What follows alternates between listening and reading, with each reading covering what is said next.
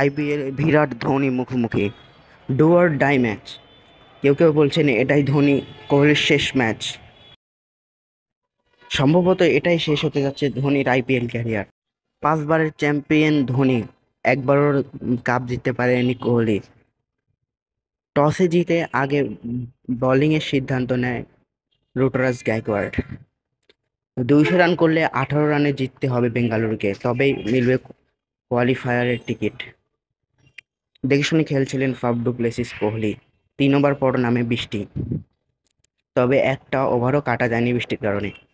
বৃষ্টির পরে স্পিনারদের মূল শিয়ানি, বল উপরে উঠে যাচ্ছিল, কখনো নিচে নামে যাচ্ছিল, খেলতে অসুবিধা হচ্ছিল ওপেনারদের, তবে আস্তে আস্তে মানিয়ে নেন।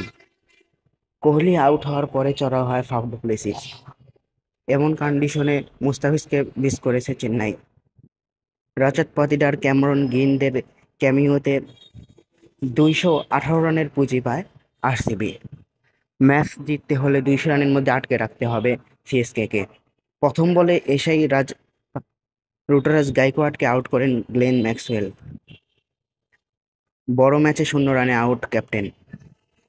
রবীন্দ্র হতে পারতেন ম্যাচের জয়ের নায়ক, তবে 37 বলে 67 রান করে ফেরেন নিউজিল্যান্ড ব্যাটার।